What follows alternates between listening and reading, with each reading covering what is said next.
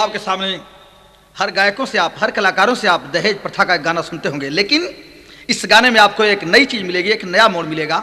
4 line गाने की भूमिका है क्या? पीयूष पान करके मधुप मस्त रहता, हरे बिहसता चमन बीच गोता लगाता, और गरिमा का गजरा लिए हाथ में, सर्वदौलत की दरिया में कश्ती डुबाता, महिषासुर दानो गर मानो बनी, तो हुस्न की हर हवेली में चीता बनी, स्नेह से आह की ध्वनि जब वह सुनी, तो दिव्य दुर्गा की अवतार गीता बनी। तर्ज बदल गई। जो मैक्स कंपनी से झरेलिया वाला कैसेट निकलल बा, और ओकर गायक गायिका बड़ी सुंदर आवाज में, तारा बानू के आवाज में एक गीत तहलका मचा दे बा मैक्स कंपनी की तरफ से जो निकलल बा। और गीत का लाइन है बा कौन कि अरे हाथ में मेहदी मांग से नूर, बर्बाद कजरवा हो गईले, कि हाथ में मेहदी मांग से नूर, बर्बाद कजरवा हो गईले, कि अरे बारे बलम भी नन्नी दियो नयावे करवट माँ सबेरवा हो गईले। एकरे जवाब में एक गीत हम लोग गाइला, और वो गीत कौन बात तनी बढ़ के दा मास्टर। हाय कि बारे बलम तो है गारावा लगाई है, कि बारे बलम तो है गारावा लगाई है, कि अब बर्बाद टिकोरवा हो जाई है, कि अरे धीर धारा मोरी बाकी गुजरिया, गोदिया में छोकरावा हो जाई है, गोदिया में छोकरावा हो जाई है, गोदिया में छोकरावा हो जाई है, धीर धारा मोरी बाकी गुजरिया, गोदिया में छोकरावा हो जाई है, गोदिया में छोकरावा हो जाई है, गोदिया में छोकरावा हो जाई है। तर्ज बा आप लोगों के मौज बदे कि तनी मनवा हरियर हो चले, लेकिन तनी गनवा को बतिया सुने। कभी लाख लाख रुपए की बात एक एक लाइन में लिखे हैं। क्या लिखे हैं कि अरे पानी से लोहू सस्ता भइल, कि अब पानी से लोहू सस्ता भइल, कि अरे बिटिया का कीमतिया घट गईली, कि पानी से लोहू सस्ता भइल, अब बिटिया का कीमतिया घट गईली, कि अरे साथी सोहागवा नाग बनल। आज बिटियन का स्थान, बिटियन के समाज में स्तर का हो। पानी से लोहू सस्ता भइल, बिटिया का कीमतिया घट गईली, हर साथी सोहागवा नाग बनल, रिश्ता के रसरिया कट गई हो, रिश्ता के रसरिया कट गई हो, रिश्ता के रसरिया कट गई, साथी सोहागवा नाग बनल, साथी सोहागवा नाग बनल, रिश्ता के रसरिया कट गई हो, रिश्ता के रसरिया कट गई। यहां से कहानी की शुरुआत बा। क्या कहां की बात है कि अरे हजारीबाग नवाडीह की कहानी है, अरविंद महतो बीडीओ साहब की शैतानी है। पुत्र कौशल कुमार बीएससी का छात्र रहा, मिले दहेज जो दुल्हा दौलत का पात्र रहा। पहले बात के समझ ले, बिहार प्रांत में हजारीबाग जिला में नवाडी नगर में अरविंद महतो बीडीओ साहब, बेटवा का नाम कौशल कुमार बीएससी में पढ़ता था। सुंदर नवाज जवान था, सुंदर जवान लड़का था, लेकिन एक बात थी कि दहेज के वो सब लालची थे। तो पहली शादी बीडीओ साहब अपने बेटा की कहाँ तय किए, उसरिया गांव में, हजारीबाग रोड के बगल में उसरिया गांव। एक हेडमास्टर साहब थे, उनके बिटिया का नाम था मंजू। मंजू जब दुल्हन बनकर नवाडी नगर में कौशल कुमार के घर जाती है, तो कितने दहेज में बड़ा मारिक भाव है। क्या कि अरे 50,000 मंजू देवी लेके आई है, हरे दुल्हन कौशल कुमार की बन के मुस्काई है। अपनी पहली पत्नी मंजू देवी के साथ वो कौशल कुमार 5 महीने तक मौज मस्ती लिया। 5 महीने के बाद दोनों बाप और बेटा मिलकर के बिचारी मंजू देवी की हत्या सब कर दिए। अब बीडीओ साहब अपने बेटा कुछ दिन के बाद बीडीओ साहब अपने बेटा एक कौशल कुमार की दूसरी शादी कहाँ तय किए बाबूजी सुने। एक पोस्ट ऑफिस के बड़े बाबू थे, उनके बिटिया का नाम था पुष्पा देवी। दूसरी दुल्हन पुष्पा देवी बनकर नवाब नगर में कौशल कुमार की दुल्हन बनकर गई। तो कितने दहेज में सुने कि अरे लाई 60,000 पुष्पा से भी प्यार किया, तो लाई 60,000 पुष्पा से भी प्यार किया। अब कुछ दिन बाद पुष्पा देवी को भी मार दिया। 60,000 दहेज देकर दूसरी दुल्हन जो लाया था, ये दूसरी दुल्हन जो आई थी पुष्पा देवी, 6 महीना उसके साथ भी मौज मस्ती लिया। और 6 महीने के बाद दोनों बाप बेटा मिलकर बिचारी पुष्पा देवी की भी हत्या कर दिए सब। अब बीडीओ साहब तीसरे शादी के चक्कर में हैं कि बेटे की कहीं और एक शादी हो जाए। तीसरी शादी भी किस्मत की बात तय हो गई। कहाँ कि टाटा नगर जमशेदपुर में एक बड़े धनी मेनी व्यक्ति थे, उनके बिटिया का नाम था शशिकला। और कितने दहेज में वो आती है दुल्हन बनकर सुने, बड़ी गौर करने की बात है कि अरे तीसरी शादी शशिकला से वह रचाया है, तो तीसरी शादी शशिकला से वह रचाया है। अरे आई शशिकला 80,000 पाया है, आई शशिकला 80,000 पाया है, आई शशिकला 80,000 पाया है। तीसरी दुल्हन के रूप में नवाडी नगर में कौशल कुमार की पत्नी बनकर वो बिचारी शशिकला जाती है। उसके साथ 10 महीने तक मौज मस्ती लिया। अरे वो कौशल कुमार 10 महीने के बाद वही हालत बिचारी शशिकला की भी किया। कहने का मतलब कि दोनों बाप और बेटा मिलकर तीसरी पत्नी बिचारी शशिकला की भी हत्या सब कर दिए। तो कभी एक बात लिखलन तनिक बढ़िया मास्टर, हाय कि अरे हम हई कि अब हम हई मजनू का यार प्यार सिखलाई बे गोरी, हमारी मजनू का यार प्यार सिखलाई बे गोरी, हमारी मजनू का यार प्यार सिखलाई बे गोरी। लेकिन गाने का भाव कई बड़ा अच्छा लिए हैं कि अरे आदमी कि अब आदमी बनल शैतान जान हथिली हलई रे पपिया, बनल शैतान जान हथिली हलई रे पपिया, आदमी बनल शैतान जान हथिली हलई रे पपिया। कि अरे आदमी बनल शैतान जान हथिली हलई रे पपिया। हाय अरे गवा का सुनब बयान जान हथिली हलई रे पपिया। आज कल के जमाना में पैसा ऐसा चीज हो बाबू कि देखें हुआ क्या कि 3 हत्या करके लिया वीडियो छिपाई, अब बिजनेस दहेज हुआ रुपया कमाई। कि अरे चौथी दुल्हिया पर ध्यान जान हथिली हलई रे पपिया, दुल्हिया पर ध्यान जान हथिली हलई रे पपिया, चौथी दुल्हिया पर ध्यान जान हथिली हलई रे पपिया। पैसे के बल पर तीनों बात को दबा लिया।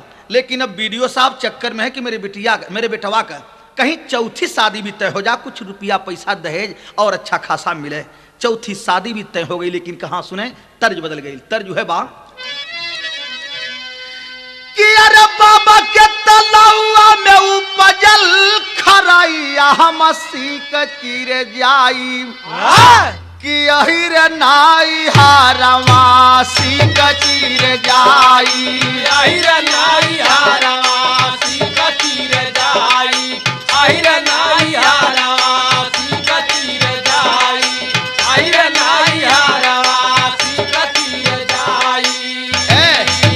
चौथी शादी कहां तय हो गई सुने कि अरे बचपन का सीता गीता रहली सहेली और पहेलिया बुझावे, कि अहिर नाई हारवा पहेलिया बुझावे, अहिर नाई हारवा पहेलिया बुझावे, अहिर नाई हारवा पहेलिया बुझावे, अहिर नाई हारवा पहेलिया बुझावे।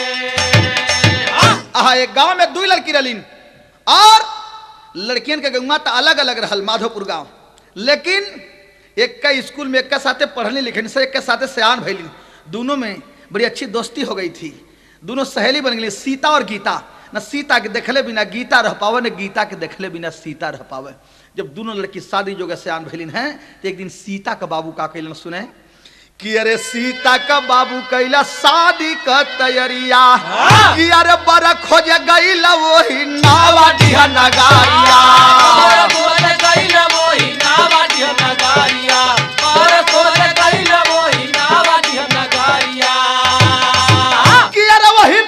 साहब का कौशल सगुनवा सोचावे, कि अहिर नाई हारवा सगुनवा सोचावे, अहिर नाई हारवा सगुनवा सोचावे, अहिर नाई हारवा सगुनवा सोचावे, नाई हारवा सगुनवा सोचावे। आहा, देखें संजोग का बात। बर ढूंढते ढूंढते सीता का बाबू नवाडी नगर में बीडीओ साहब के लड़का कौशल कुमार से शादी तय कैलन। यह शादी के दिन रखायल है बाबूजी, यह शादी के दिन रखायल दहेज लेकर के, अच्छा खासा दहेज भी दिलन, दहेज लेकर के, और वही कौशल कुमार दुल्हा बनकर गाजे बाजे शहनाई के साथ बारात लेकर पहुंचा है सीता के नैहर। तो देखा शादी ब्याह रात को होवे लगल, तर्ज एक ठे बदल गई, और तर्ज जो है बा जो थोड़े दिन से बड़ा तहलका मचौले बा कि अरे कहवा का खायर चुनावा, कि अब कहवा कर पान कहवा कटी कुली, लीला रवा मार रे जान कहवा कटी कुली, लीला रवा मार रे जान कहवा कटी कुली, लीला रवा मार रे जान कहवा कटी कुली। और यही के तनिकन लचका देबा तो पखाउज हो जाई। कभी कभी लोग गावलन एकदम पखाउज मतिन का गावेलन कि अरे केहरा से उगेल सूरज मुनि हो कहा धुई जी के चाने, अरे केहरा से उगेल सूरज मुनि हो कहा धुई जी के चाने, अरे कहां से आवेली भगावती नारियल हवा ले ले रे हैया हैया नारियल हवा ले ले रे हाथ, कहां से आवेली भगावती नारियल हवा ले ले रे हाथ, कहां से आवेली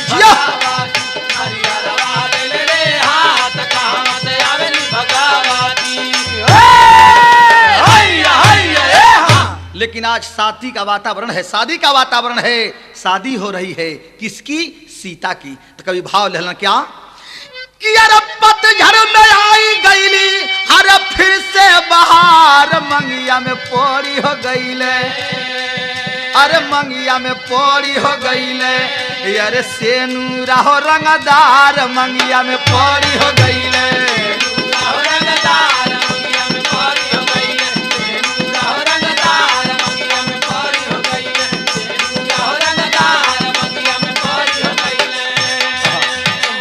सेवा सत्कार हुआ। सुबह जब बहल हो शादी ब्याह हो गल, आज सीता बिटिया के विदाई सवेरे के टाइम हो रहल बा। तो लड़की अमीर कहो चाहे गरीब के, जब बिटियन के विदाई होवे लगल तो बड़ा नैहरे का दुखित वातावरण होला। बाबूजी आज सीता बिटिया के जौन बा गांव से डोली उठत है, बाप मतारी कहीं गिरल। तो देखा जिंदगी में लड़की 3 बार मरली, एक बार तो अपने मौत से, एक बार जब उनका डोली निकली, तो जब गांव से डोली निकली और मालूम दई कि गांव से कोई लाश निकल रहा बा, मौत सा वातावरण हो जाला।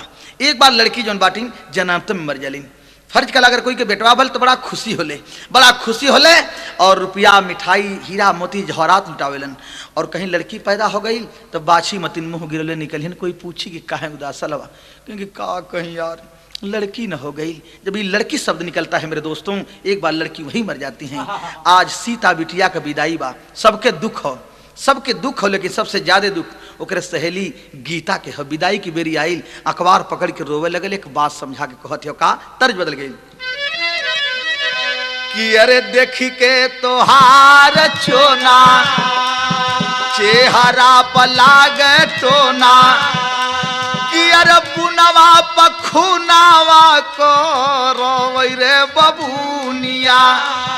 सीता के अखबारी में पकड़ कर गीता रो रो कह रही है क्या कि अरे बहिया में धोई धोई कह गीता रोई रोई, हमारो कुशालिया मान है सहेलिया, हमारो कुशालिया मान है सहेलिया, हमारो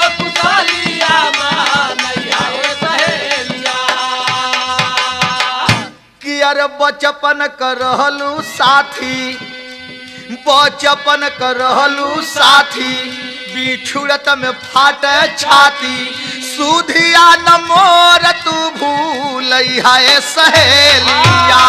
सुधिया न मोर तू भूलैया रे सहेलिया, सुधिया न मोर तू भूलैया रे सहेलिया।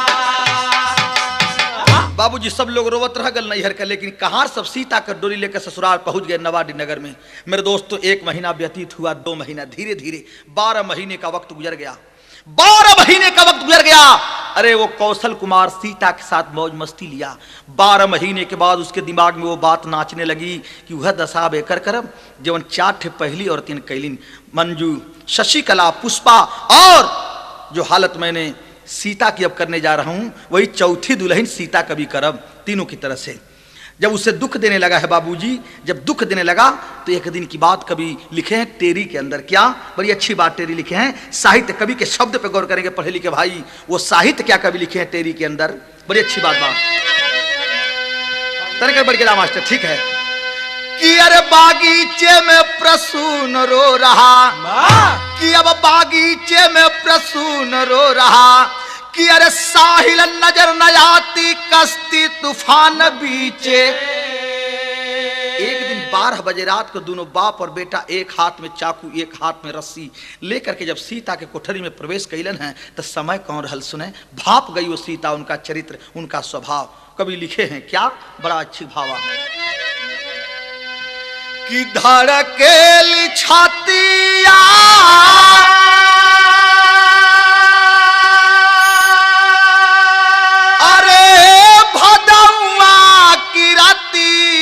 हो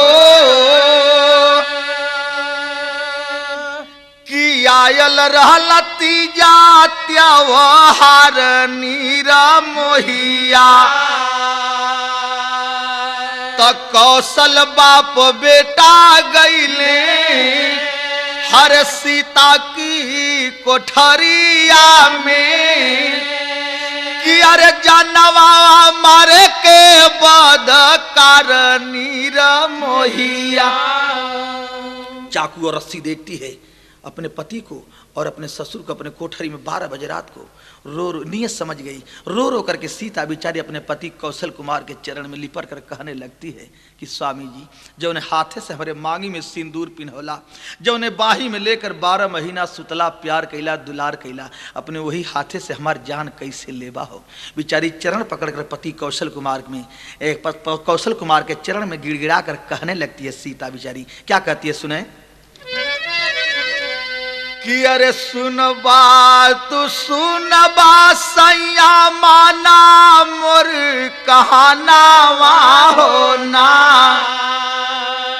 अरे सैया माना मोर कहानावा हो ना, कि सीता रोम धई के स्वामी के चारानावा हो ना, कि जवन हाथावा से कैला हमारे मंगिया में सिंदूर दानावा होना, त कैसे वही हाथे मरबा मोर जानावा होना। इतना तक वो अबला कहती है, लेकिन दोनों ने उस समय किए क्या बाबू, बड़ी मार्मिक बात कभी लिखे कि एको नाही आबाला के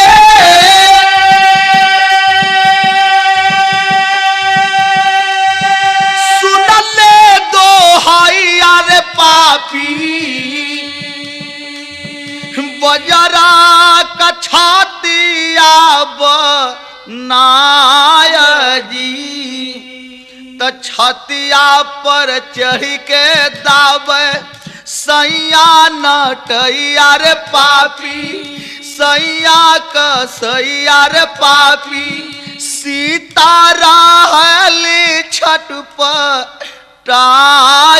जी। ए भैया दोनों नीच, उसका ससुर दोनों हाथ चारपाई में रस्सी से कस कस के बांध दिया, दोनों पैर रस्सी से चारपाई में कस कस के बांध दिया। आवाज लगाना चाहती उसका पति कौशल कुमार छाती पर सवार होकर जो से नटई दबाने लगा। बेचारी आवाज लगाना चाहती है तो दोनों जबरदस्ती मिलकर उसके मुख में कपड़ा ठूस दिए। देखें 2 मिनट के अंदर हुआ क्या कि रुकी गईली सांसी आऊ लटी गईली अखिया हो रामा नकिया से खून गईले आया जी त थोड़ी के दूरी पर रहबा कर एक नदिया हो रामा लसिया के दिहला बहवाया जी। नाक से खून आगल, जीभ निकल गई, दोनों समझ लिए कि ये मर गई, लेकिन सीता की थोड़ी थोड़ी और श्वासा आ रही थी। रात को ही दोनों मरी हुई समझ करके सीता की अधमरी लाश को बराकर नदी में बहा दिए। 12 बजे रात को बराकर वही नदी जो भाई कलकत्ता गए होंगे जानते होंगे, धनबाद से ट्रेन खुलेगी, अगले स्टेशन पर रुकेगी, वो स्टेशन पड़ेगा बराकर स्टेशन, बीच में ही वो नदी बहती है जो बिहार और बंगाल का सीमा बनाती है, बॉर्डर बनाती है। अधमरी लाश 12 बजे रात को सीता की बह चली, बहते बहते बहुत दूर गई, सवेरा हो चुका था, सूर्य भगवान निकल रहे थे, नदी के किनारे स्नान लगा हुआ था, कुछ औरतें स्नान कर रही थी। उन औरतों में एक औरत थी, कौन सुने, बड़ी अच्छी बात कभी लिखलन कि अरे फुटल किरनिया बिहान लागे रे वही नदिया में तीज के नहान लागे। कुछ औरत स्नान कर रही थी, औरतियन में एक औरत हल कौन कि अरे सीता का सहेली गीता कर सननवा अतवल लाश सीता कयली समहनवा चिन्हत करे जवा में बान लागे। सीता के सहेली गीता स्नान कर रही थी, देखलक किनारे से एक लाश बहलावत है, लाश पहचान गई, लसिया पकड़ के रोवे लगल कि सखी तुम्हारी दशा के कैले। बारे भगवान की मर्जी, सीता एक बार अखिया खोल के बतौली गीता से कि सखी हमार पति कौशल कुमार और हमार ससुर बीडीओ साहब रात का जान से मार कर सब दहेज के लालच में मुझे नदी में बहवा दिए हैं। वो बेचारी केवल इतना बता पाई थी मेरे दोस्तों कि तब तक सीता बेचारी के प्राण पखेरु निसर गए। अब सीता की लाश तो बह चली, लेकिन प्रतिशोध की भावना सीता की सहेली गीता के जगल के रे इंसान शैतान बन गए समाज में। तुरंत वहां से वो गीता घर आती है, किसी से इस बात की चर्चा नहीं करती है। एक बात के लिए वो गीता अपने बाबू से जिद करती है, गाना से यहीं से मोड़ ले लिया बीरस की तरफ। वो गीता अपने बाबू से जिद करके कह रही है क्या, बड़ी अच्छी बात है कि रे बन के चंडी तमतमा उठी गीता जब भवन को आई है, अपने बाबू से हट करके उसी कौशल से शादी रचवाई है।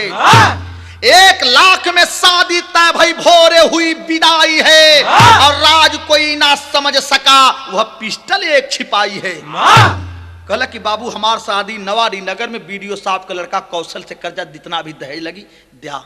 बिटिया के जिद के आगे बाबू मजबूर हो गए, राज क्या जानते थे।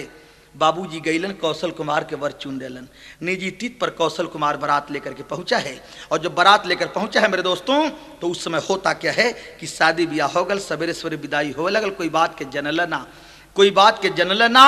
और वो गीता जब डोली के अंदर बैठी है दुल्हन बन करके, तो अपने बाबू का रिवाल्वर आंचल में छिपा करके और डोली में लेके बैठ गई। डोली पहुंच गई, धीरे धीरे कहार सब लेकर के पहुंच गए, कहाँ, ससुराल में। और ससुराल में डोली गई हो तो सुहाग रात का वातावरण, बड़ी अच्छी बात कभी लिखलन क्या, हाय कि अरे अली जब की सुहाग वाली रतिया बतिया बाउरबा, हरे दिहाली गीता दुल्हा के सौगतिया बतिया बाउरबा।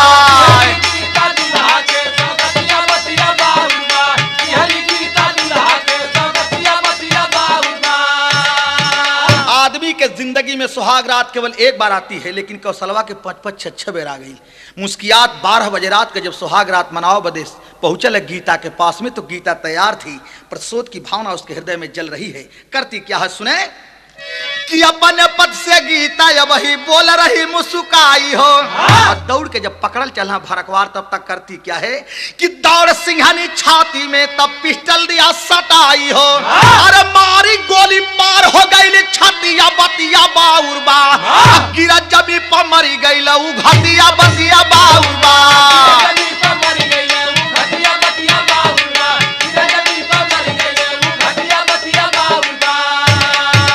गोली के आवाज भइल, दुल्हा कमाई बिमला जागत नहीं, सोचलनी करे हमार लड़कवा आजुआ गड़बड़ कर देला का, जाके झांकत है खिड़की के से, तो भयल का सुने, बड़ी अच्छी बात बा कि आवाज सुनी के दौड़ के अइली दुल्हा का महतारी हो, दूसरी गोली गीता उस दम बिमला ऊपर मारी हो। अरे जब गोली दुल्हा के माई के लगल, गिरता छटपटा करके मर गईली, दुल्हा भी मर गईलन, दुल्हा का माई भी मर गईली। 2 गोली के आवाज भइल, दुल्हा का भाई जब अलन है, अरे सुनी के देवर आया फातिया बतिया बाउरबा, तो देवर को भी मारी बांधी मातिया बतिया बाउरबा। दुल्हा का भाई लन मरलन हो के ठास ना गोली हचाक से गोली लगल, खचाक से करके खून फेंक के फचाक से मर गइलन। 3 गोली चलल, 3 जने गइलन। तो धाए धाए की सुनी के आवाज वीडियो हाली हो, अरे उन पर दौड़ी गीता उस दम बनी के दुर्गा काली हो, अरे मारी गोली गिरल तुरंत उदा पतिया बतिया बाउरबा, रंगाए गईली लोहू में धरतिया बतिया बाउरबा।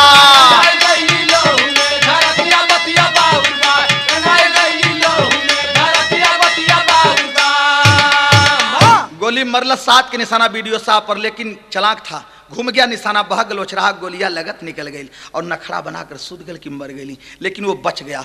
और उसी रात को सबको मरी हुई समझकर गीता भाग कर नैहर चल गई। और जब वीडियो साहब बच गए, थाने में जाकर रोवत गए, रिपोर्ट कर देना कि दरोगा जी हमार पतो है गीतवा हमारे पूरा परिवार के लेकर के साफ करके चली गई।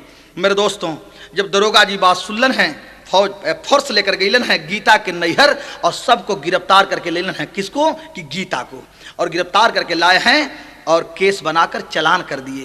तो गीता का बाबू कैलन का सुने, हाय कि अरे गीता का बाबू कैले हरे जमानत कयरी जी, अरे लेकिन बाबू मांगई त गईली ठुकराए। भैया पटना उच्च न्यायालय में दाखिल कैलक के सिया, तब जज के समहनवा फाइल गई आए। मजबूर हो गए, जमानत नहीं मंजूर भइल गीता के बाबू के अर्जी पर, तो पटना उच्च न्यायालय में केस को पेश कर दिए। कुछ दिन मुकदमा चला, जज साहब सबसे बयान लेते हैं। नवाडी के लोग वीडियो साहब के खिलाफ गवाही कैलन, और जब साफ साफ बताती है अदालत के अंदर, क्या बताती है वो गीता, एक भी बात छिपाही नहीं। सब कुछ सुनने के बाद जज साहब फैसला क्या लिखते हैं, बड़ी अच्छी बात है। हाय कि अरे सत्य की होती विजय, अरे सत्य की होती विजय, हा गगन में झंडा फहरी, लिख जज साहब कलमिया इंसाफ सगरी।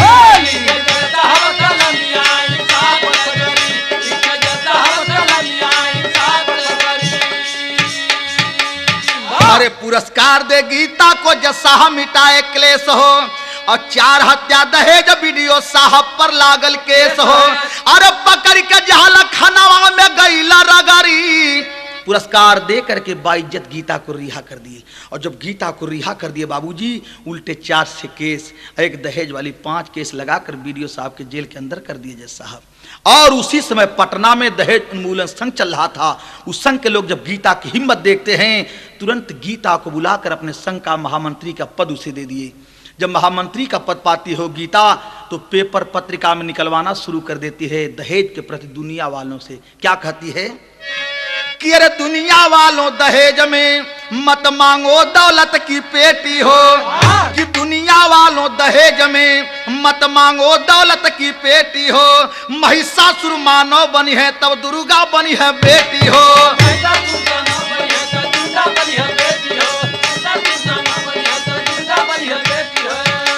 हरे चेतायब से राम कृष्ण की बात नगरी, लिख जज साहब कलमिया इंसाफ सगरी। तो गुरु बिहारी गुरु गणेश का दहेज से परेशानी, रामलाल गुरबचन चल का छोड़ा खींचा तानी।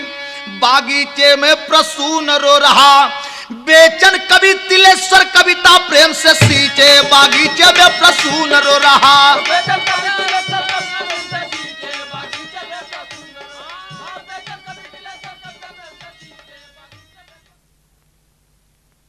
कवि तिलेश्वर कविता प्रेम से सींचे।